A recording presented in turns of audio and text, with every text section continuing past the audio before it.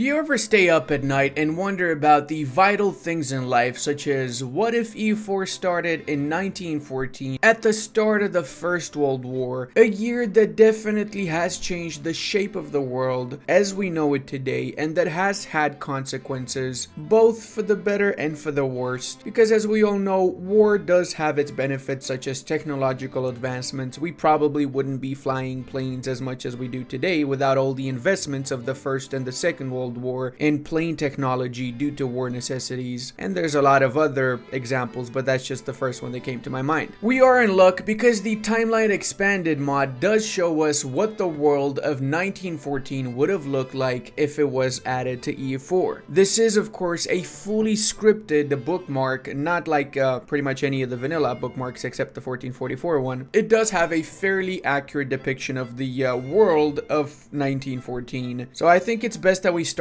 as the Germans. Before we do though, I want to check how much development each nation has. 1,500 for France, 4,000 for the British is actually surprisingly accurate because let's face it, in 1914 the world's superpower was still the British Empire, which owned a quarter of the world. Look at the colonies in Africa, most of India, Australia, New Zealand, of course the Newfoundland and Canada. Plus they also had a ton of little islands around where they kept everybody who's not subscribed to the channel and tortured them non-stop until they did hit that subscribe button. So you better smash it, boy, before I tell the British you exist, okay? I'm gonna let them know your location. Well, that escalated a little bit fast, didn't it? What I was trying to say is that it's a little bit weird how the Americans have more development than the British, if you ask me, with 4,100. True, the Americans, the United States to be more precise, did have a pretty sizable industry in 1914, but it would pale in comparison to the industrial output of the British Empire together with all of India and all of their colonies, right? This was of course the war that did propagate the United States and made it into the world's first superpower as we know of today. It is also the war in which the Russian Tsardom became the Soviet Union. Well, during the war that process started in 1917. I think it was up until 1923 or something of the sorts that they actually fully consolidated the Russian lands, and the Soviet Union properly ousted the White Army, which was essentially the loyalist troops of the Russian Tsardom or Russian Empire. My people over here with the little old Romania have 94 development. That's accurate. In fact, we still have 94 development in 2023, but that's another story for another time. Check out my What If EU4 Started in 2023 video, linked in the description below if I don't forget to link it, which I probably will, so you can just check in my channel video section. That's probably the best thing you can do if you want to see that video. Hey, if I don't forget to link it, that's a really special day right there. The guilty one, the reason the First World War started, of course, is the Austro-Hungarian Empire, which is depicted here as Austria. Well, actually, Gavrilo Princip was Serbian or Bosnian, I don't remember. But yeah, the dude, he assassinated the heir to the throne of the Austro-Hungarian Empire, and as consequence, the Austrians attacked Serbia. Serbia was allied with the Russians, so the Russians attacked the Austrians. The Austrians were allied with the Germans, so the Germans defended the Austrians against the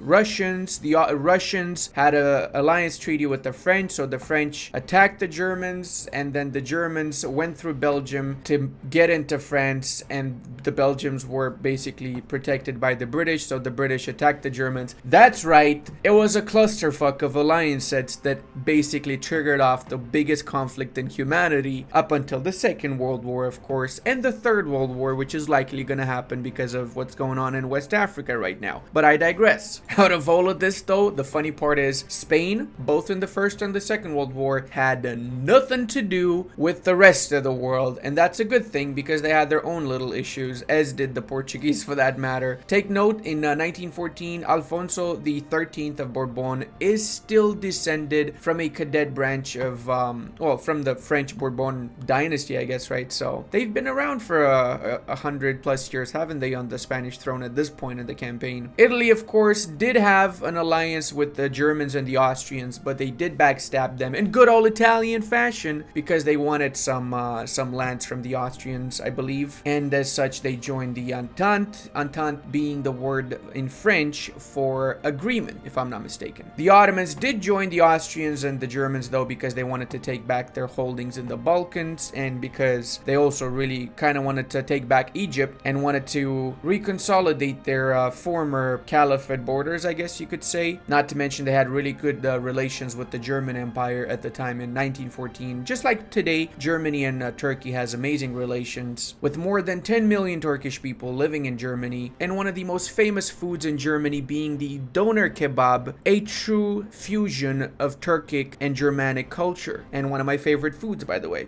It's amazing. It's absolutely delicious, right up there with Adana kebab. I'm not sure which one I would choose between the two of them, but they're absolutely amazing, both of them. So now let's go into the game. All right, I just noticed the first thing, we start with 25,000 manpower. Okay, that definitely is going to be a little bit of an issue. Let's check what the Russians have. Okay, they got 27, but they have 400,000 in the field. We have 300,000 in the field. The French have 200. The British have 300. Belgians also 30k. All right, let's check the map mode. Well, hot diggity dog along. It's as if the United States doesn't even need to join, because quite literally the whole freaking planet is against two nations in Central Europe. So I think we can all agree it was just a matter of time, even historically speaking, until the Austrians and the Germans lost, considering they were fighting literally half of the freaking planet, bro. We do have the basic EU4 mission tree here for whenever you form the German Empire, which is not a bad mission tree, but I think like it doesn't necessarily reflect our current situation right now. That being said, though, we can develop provinces for pretty cheap. So if we go over to our dev map mode, we can go say for these kind of provinces in the southern bits, and 11 mana to develop this. If we set up the encouraged development edict, we can dev this up for 8. And let's see, maybe we got some policies to go alongside with that. Development in primary culture, there you go, we can get that one. Actually, we should get a few of the economy ones as well. Goods produced is never a bad idea. Militarily speaking, we can get the discipline, the artillery combat, even the movement speed. I'm gonna go full bowls over here, and I'm gonna go and get all of my trade policies and all of my diplo policies and everything that I can to improve our economic output at the same time. We gotta remember that this is not gonna be an easy challenge. Found the Indian Trade Company, sure, apparently we can get that done. Missionary strength doesn't necessarily matter. Enlist privateers, less improve relations but increase the embargo and privateer efficiency, sure. I don't think we care about relations when we're at war with literally half the world.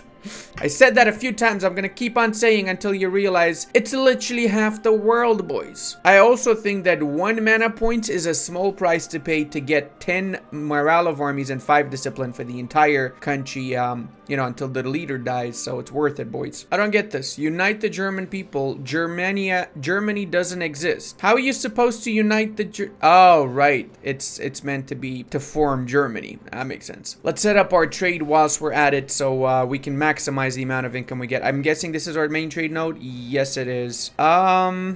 Yeah, a lot of this is actually filtering out of our main trade node, sadly. We don't really have too much power around here, but we got a few extra merchants, so we might as well just use them, really. There's a ton of new ideas, of course, in the mod itself, and we're gonna make use of those ideas. We will get freedom ideas! No, I'm just kidding. We're not gonna get that schnapps. We're actually gonna get autocracy, because it's gonna give us morale of armies, and eventually it also gives us discipline, if we ever get to that point. Highly doubt that, though, in this particular campaign. This might be a very, very short-lived run. Let's see. We might be completely schnappled by these bad boys instantly. So these guys are a junior partner, so we cannot separate peace with them. Now, take note, we are this junior partner in this, so we cannot actually peace out anybody. That means that we will have to fight until the bitter end, or until I get bored with this. Let's see. You know what I'm actually gonna do? I just realized something. It would be a lot more fun for me to see how the AI actually behaves in this, so I can just take a back seat and observe the war in its full glory, see how exactly this plays out from EU4 AI's perspective compared to how it actually did historically, right? But my money's probably on the Entente, considering how many more troops they have. I mean, Austria literally only has 112,000. That is extremely few units. Where are their troops as well? Is that it? Just these 3 armies? Bro, this is not gonna end well for them. All right, so we got our observer pants on, and it's time to let loose the dogs of war. I did influence, of course, the Germans a little bit bit because I did their estates and stuff, but not too much. Okay, I didn't influence too much. They should still be fairly, you know, not influenced, I guess. All right, they won a battle there. It looks like the Russians are actually attacking and focusing on the Austrians, which are the war leader, of course. So that's just big brain. How is Germany doing over here against the French? They're not doing much against the French. They're mostly just focusing on the Germans, the Russians. They got a few armies in the south that they're sending over to the French border. They got only one army on the French side. Bro, what is this? What is this kind of AI? You know, I don't normally check what the AI does in observer mode in any of my games, but this is actually interesting. Why is the AI focusing on one front completely and just ignoring the other one, even though they're making progress on the other side by quite a lot, right? Also surprising that they're not recruiting any units, which makes sense considering that they're over their land force limit and they barely have any manpower, but their manpower can regenerate pretty quick, so there's that, right? Oh, I just realized we have the Great War Age, bro. Holy mother. Top 3 great powers: moon landing, oil, complete ideology, nuclear superiority. Oh, I think I remembered this. Yeah, they have the nuclear project, which allows them to construct nuclear weapons, which essentially flatten the development in a targeted province. So once they do use this, which costs a lot of ducats, of course, no matter what development a province has, it goes down to like, I think 111, so like 3 development or something like that. That's pretty cool. Military expansion core creation cost. The US is one of the highlights. The Soviets or the Russians, another one of the highlights. German generals and Japanese morale. Ooh, that is actually a lot of morale. Interesting. Interesting on the 4 choices. I actually definitely agree with all 4 of those. The national unrest, though, from Secret Police is probably the most underwhelming out of all of them. All right, let's unpause and see what else is going on here. The Austrians have lost a little bit of territory in the north, but the Germans are definitely pushing a lot. Wait, what? Wait, where are the Germans? Hold on a second. Germany now is focusing on Montenegro, and their units are basically running from one side to another again and again, and they're not concentrating on one side at all. Oh, that is no bueno, sir. No bueno at all. Makes me wonder, how is this AI so bad right now, but when he's fighting against me in my games, he's just like Chadius Maximus, dude. All right, let's see this battle here. Okay, the French are getting really good dice rolls, but the Germans still managed to win because they're Germany, obviously, that's why. Clearly,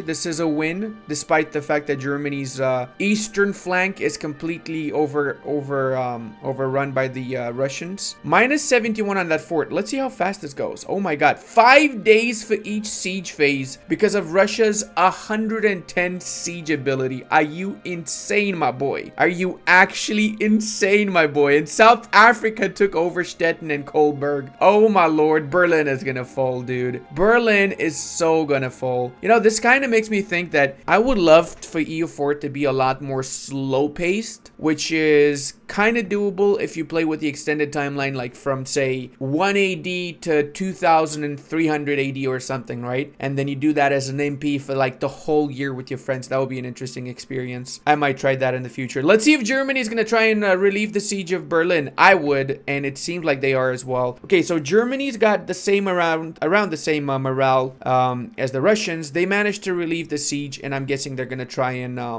unsiege some of the provinces that got sieged by the Russians. They lost 1, 2, 3 fortifications. 4 fortifications. There's still the one in Osterode, which is level 2 compared to the level 8 fortification in Königsberg. And similar to the Russians, they're taking this in 3 days because Germany's siege ability is 125%. Wait, is it? Did I fuck that up again? No, I think that's less than... Was it 115%? I might have counted that badly once more. No, I'm turning into a VTuber. This is really bad, boys. France pretty much has the majority of the Austrian lands. Now it's a matter of thinking, are we going to be able to last until 1918, or is this war actually going to finish a lot faster? That's kind of also the reason why I didn't play this myself, because, well, if I did play myself, it would be a lot different. And I find this a lot more enjoyable to just commentate on what the stupid AI is doing. And by stupid AI, I mean obviously the extremely qualified and competent AI that we see right now before us, guys. That's what I'm trying to say, really. It's just that I had a little bit of an autocorrect situation, IRL autocorrect. Austria is taking back their capital too, and I'm actually curious to see the war score. How do I see the war score from observer mode? Guess I have to tag into someone. Let's tag into Austria. All right, so let's see. They have right now minus 26 war score. Everybody's pretty much on low enthusiasm. I forgot about the German colonies. Let's see what's going on there. All right, so most of the German colonies have been in fact occupied very quickly by their neighbors, considering all of freaking Africa is on the side of the Entente. Not a surprise. Oh, speaking of, this is a really cool story. If you guys don't know about the most infamous general of the First World War in the African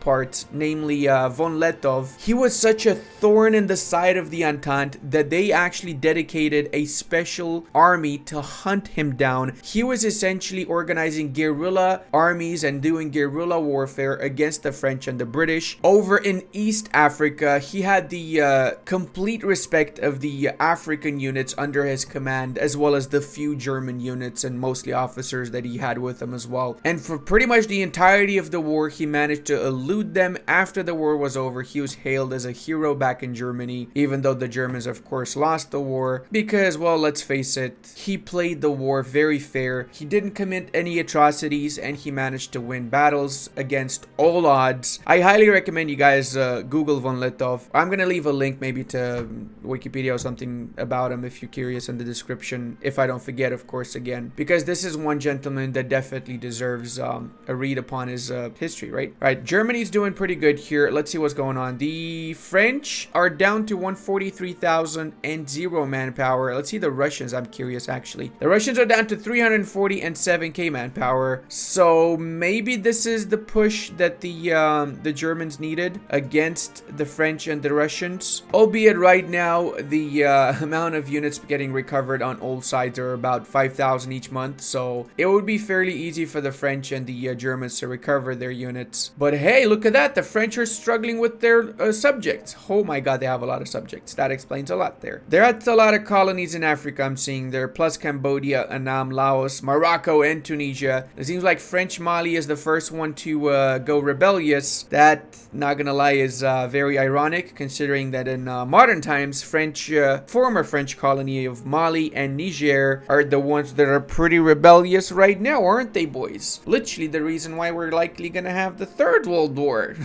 And that's not a joke and not funny at all. I like how whilst all of this is happening, Italy is just chilling over here. They're slowly getting their manpower up and they're probably not going to do anything right there. They're just bullying the Ethiopians, right? Okay. Speaking of Ethiopia, this is one of the few countries that was never colonized in Africa. Another country that was technically never colonized is Liberia. But that being said, Liberia, as some of you probably know, was created by Americans, black Americans that wanted to establish a free country in Africa in a period in which Africa was not doing so amazing. I do have to say that from my perspective, Liberia was pretty much a puppet of the US and still kind of is today, from certain regards, at least from an economic and political perspective, which is literally all of the perspectives they are. If the US says jump, Liberia usually asks how high, but they're not the only one in that particular shoe. They're just one of the first ones to be in that particular shoe, though. Very interesting history on Liberia as well, as it was one of the 2 African countries never to officially be colonized, right? Look at that. Italy actually won a war for once in their life. I mean, of course, Italy always wins their wars, right, guys? Not surprised to see that Romanians are not doing anything. That's just very accurate. What's more accurate is the fact that the Greeks are not doing anything. So it's suffice to say that there's no scripted events to bring in the rest of the Entente, the rest of the Central Powers into the war. Because by this point, the Ottomans should have been in the war. The Romanians, they joined in 1916. The Greeks as well, the Bulgarians. And it seems like the Serbs already have pieced out the Austrians. Oh, okay, I see what's up. The Netherlands have attacked the Belgians too, taking advantage of the fact that the British would not actually help them. And maybe that's a cue for the Austrians to piece out the Belgians, maybe with the White Peace or something of the sort. One less enemy is, of course, welcome, right? Even though they only have 4,000 or 3,000 units right now. Austria Austria is really not doing good though. Germany, surprisingly, is still holding its own, and the Austrian troops seem to be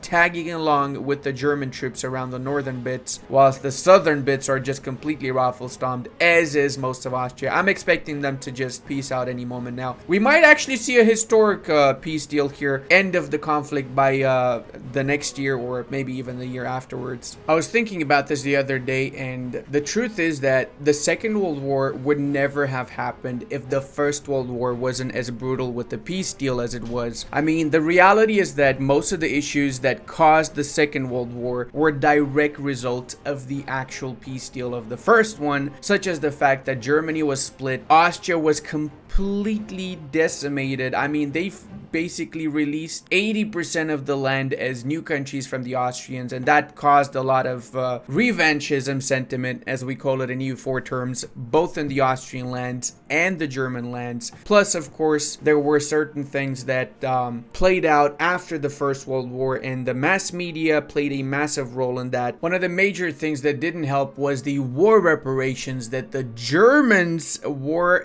made to pay after the war. Unsurprisingly, you know, the Austrians couldn't really pay much because they were completely destroyed, but they could pick on Germany since they still were not fully disintegrated, right? So that being said, the French did steal a ton of coal and a lot of basic resources from the Germans, from the Rhine and so on. Because of the reparations, the inflation was so bad that it was literally millions of Reichsmarks just to buy a loaf of bread. So money essentially had no value after the First World War. That's one of the main reasons why poverty and the dissatisfaction of the veterans of the war, because technically the Germans made gains and they occupied the French land until the end of the First World War. The politicians, as they considered it, were the ones that lost the war at the peace treaty, and as consequence, that revanchism feeling fueled a lot of the extremist political movements like the, you know, National Socialist Party and so on, which eventually gained so much favor that they took over and they became the, you know, the Third Reich, as we call it today, right?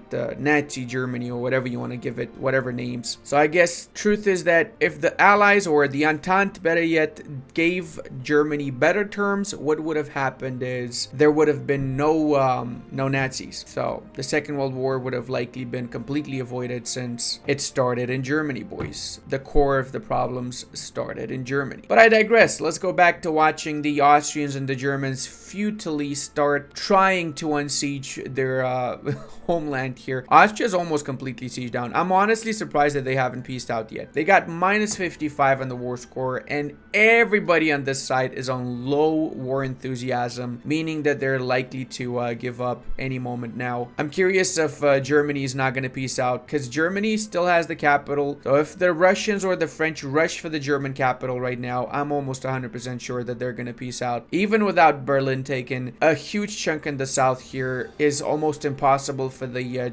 central powers to take back. Austria's only got, what? Let's see how many troops they have left. They have 23,000, bro. We got altogether, let's see how many the Germans have, actually. The Germans are not doing too bad. They got 33,000 manpower, and they got 200,000 units. Okay, so they did get rid of 200,000 units from the Germans. They're not doing anything with these troops, though. Erich Ludendorff, come on, brother. You got, you know you want to do something. Come on, move, Ludendorff, move. You're just sitting there wasting units to attrition, bro. Oh my lord, Ludendorff, you are not the man for this, are you? My favorite was always Hindenburg, of course, for obvious reasons. No, but seriously, why is this unit not moving? Is the AI just brain dead right now, or what happened? Well, whatever the case, they lasted till 1919. Some would say in this game, the Central Powers lasted longer than IRL, and that would actually be extremely accurate, because I can definitely see them last up until 1920, considering Berlin is still... oh, no, I was wrong. Literally, as I just said that. Let's pause for a second. Wow, so many deaths for just Osterode and a few provinces. How many did they take? 1, 2, 3, 4, 5, 6, 7 provinces from the Austrians. 8, actually, for some reason,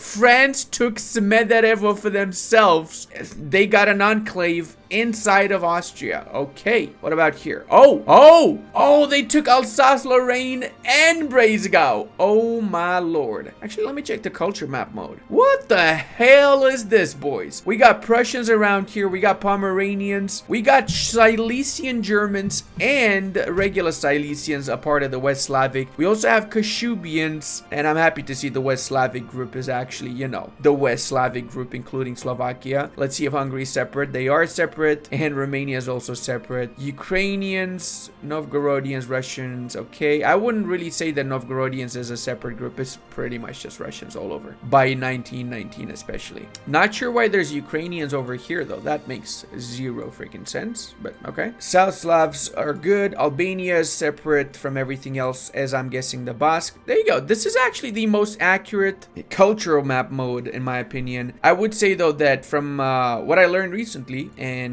yeah, the Bretons would not be in the same group as the rest of these guys. So it would be probably Irish with the Highlander, and then the Bretons with the Cornish, and the Welsh in a separate one. I might be wrong. Let me know in the comments if I'm wrong about that, because I'm not super familiar with that particular area though. Ingrians, Estonians, Finnish, and Sami separate as well. The last here of the Tatars, meaning Kazans, Bashriks, Nogai, Crimeans, and Mishars, are basically about to get extinct. Modern Crimeans now live mostly in Romania. I've actually got a few Tatar friends myself, Crimean Tatars. They got expelled from Crimea by the Russians, and they fled either to Turkey or to Dobroja area, mostly in Romania, because these countries accepted the Crimean Tatars and gave them refuge. Some of them also got deported to other parts of the Russian Empire. So now mostly it's predominantly Russians and some Ukrainians in Crimea. Prior to that, predominantly Crimean, and prior to that, Greek and Goths, and prior to that, Scythians and Sarmatians. So when I hear people saying, because I've seen recently some interviews when they went like, oh, Crimea is supposed to be Tatar land, they took us away from our land. Yes, they did. That happened. But now, the people that live there have nothing to do with the sins of their ancestors. So you cannot just go ahead and say, yeah, let's kick everybody who's in Crimea out now because we got kicked out of there 200 years ago. By that logic, you people also kicked out other people hundreds of years prior. It's just the natural way of things. You know, two wrongs doesn't make one right, boys. Just keep that in mind. Okay, I digress. What was I talking about? Right, I was talking about the fact that the Italians haven't done a single thing the whole freaking game. And apparently they're... No, I'm wrong. They are attacking Cyrenaica, so they did do something. And let's face it, they also took Ethiopia. So I guess the real winner here, boys, is the Italian kingdom ruled by Mr. Vittorio Emanuele di Savoia. Second most original name in Italy, right after Vittorio Emanuele II, of course. Now, the way this actually played out was pretty interesting to me, and I'm actually thinking making AI-only videos is not such a bad idea. Another interesting bit is how Wigamau over here is not colonized. Curious if this is accurate. Curious if there was an area of Canada here that didn't have much settlers, maybe because it was mostly trees or something. I really don't know. But if you're Canadian and you know better than me, please let me know. I'm curious as well. Boys, I hope you enjoyed this run. I had a lot of fun watching just to see what the AI does. It gave me the opportunity to talk a little bit more about history and about this time frame, so I kind of enjoyed it, not gonna lie. And hey, until the next time, check out this awesome Ottomans run. And I want to give a massive thank you to all of my patrons, channel members, and Twitch subscribers. I would not be able to do this without all your support.